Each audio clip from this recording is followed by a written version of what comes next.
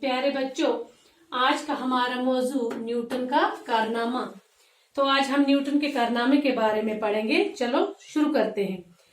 दरख्तों से फल गिरते किसने नहीं देखे, मगर जब सेब का एक टुकड़ा न्यूटन के सर पर पड़ा तो इंसानी इल्म और फिक्र की तारीख का एक नया बाब खुल गया। कहते हैं कि दरख्तों से फल गिरते किसने नहीं देखे, और जब न्यूटन के सर पर सेब का क्या पड़ा एक टुकड़ा, तो उसके जो इंसानी इल्म है और फिक्र, तो उसने एक नया दरवाजा खोल दिया। बाब हो गया दरवाजा। तो क्योंकि इस वाक़े से साइंसदान ने कश्फ शकल के वो असूल अहज किए जिन्होंने आजकल की साइंस के इस आरे हदोहाल की तरबियत की।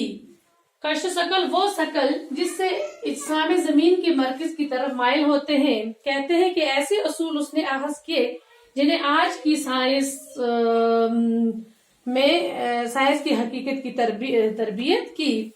मॉडर्न साइंस जैसे गैलीलियो और उसके पेशरों ने अपने खून से सींचा था, न्यूटन तक पहुंचते हुए एक नया तनावर पौधा बन गया, जिसकी मजीद नशोनमा को न साजगार हवा के झोंकों से कोई खतरा न रहा। न्यूटन के अहद में रियाजी नजूम, सितारों का इल्म और फिज़िक्स जैसे अलूम बलोगत को पहुंचे।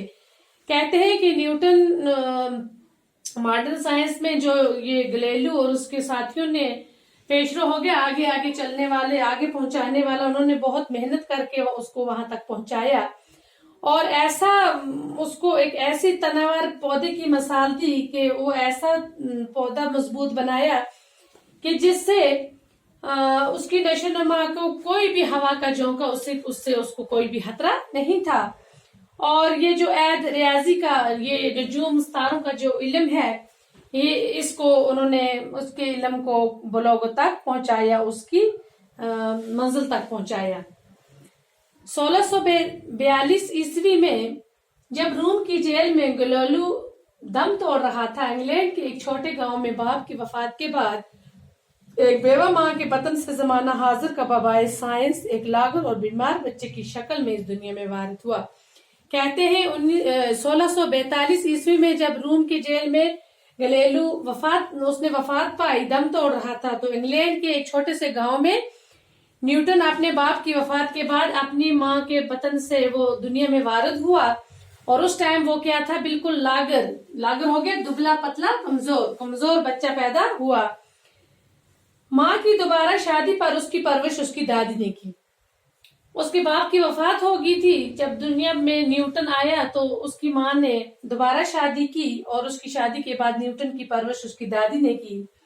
नए हावंद की वफात के बाद माँ ने उसे वापस बुला लिया। कहते हैं कि उसका जो नया हावंद था उसकी भी वफात होगी और उसने न्यूटन को वापस बुलाया। उस वक्त न्यूटन 14 साल का था। कितने साल का था? 14 साल। वो कभी मशीनों के नमूने बनाकर खेलता, कभी शायरी पर कलम आजमाई करता और कभी कमरे की दीवारों पर कोयले से तस्वीरें बनाता। कहते हैं वो मशीनों के नमूने बनाता, शायरी लिखता और कमरों पर कोयले से दीवारों पर तस्वीरें बनाता, मगर उसकी माँ उसे मुसव्वर बनाना चाहती। मुसव्वर हो गया तस्वीर बनाने वाला, ना कि साइंसदान वो उसे नहीं बनाना चाहती थी। इससे पढ़ाई छुड़ाकर खेत के काम में लगा दिया गया। उसको खेती बाड़ी के काम में उसकी माँ उसे लगाती थी। एक बार उसके चाचा ने उससे काम से फरार होकर चोरी छुपके किताबें पढ़ने देखकर कहा, उसके चाचा ने उसे देखा फरार होते हुए और चोरी छुपके वो किताबें पढ़ रहा था। तो चाचा ने न्यूटन से कहा, तुम आवारागर्द बनोगे या ज़हीन तरीन इंसान?